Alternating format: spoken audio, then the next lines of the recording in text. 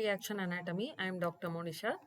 Today's question is, which of the following findings is most consistent with upper motor neuron lesion of the facial nerve? It is an upper motor neuron lesion of the facial nerve they are asking.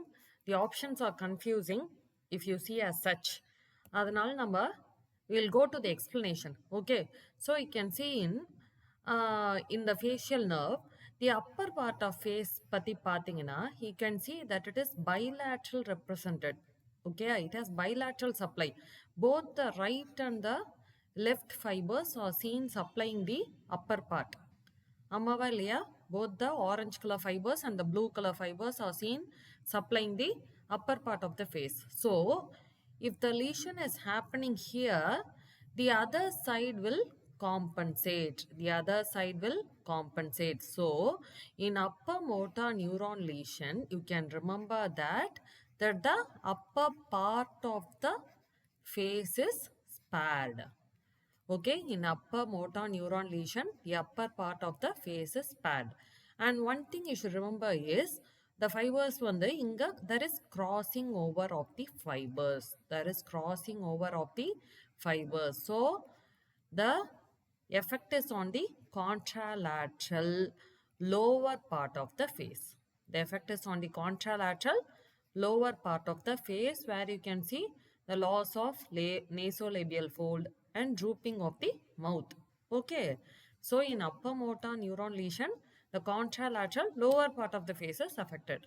But in lower motor neuron lesion, the nerve fibers already cross-eyed. Nerve fibers have already crossed, and both the orange and the blue fibers are getting affected. So what happens?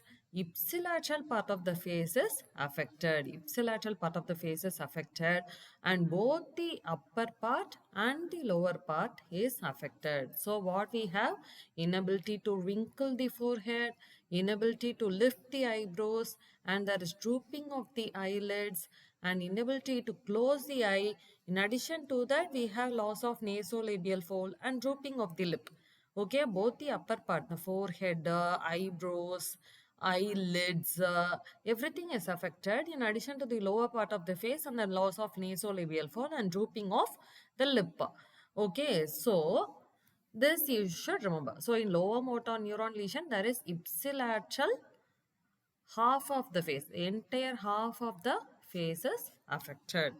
Okay, so coming on to the question, they are asking upper motor neuron lesion of the facial nerve, which is affected. The contralateral part is affected. The contralateral lower half of the face is affected, with forehead is sparing, because the upper part has bilateral representation. So this is your answer. Okay. And because it is a chain reaction, we'll see a little more about the facial nerve.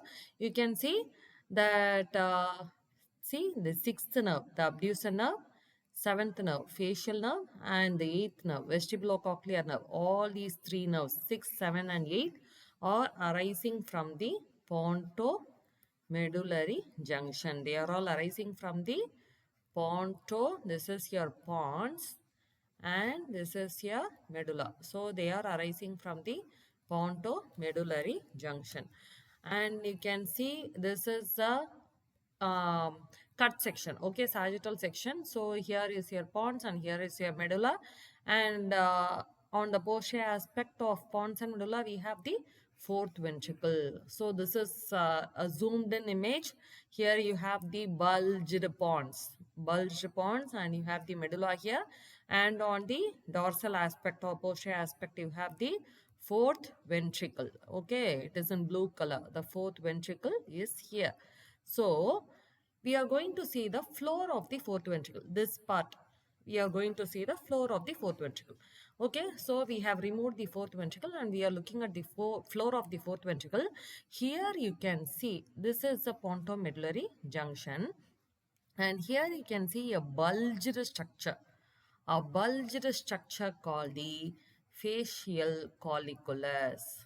This is your bulged structure called the facial colliculus. So, why is this facial colliculus so bulged?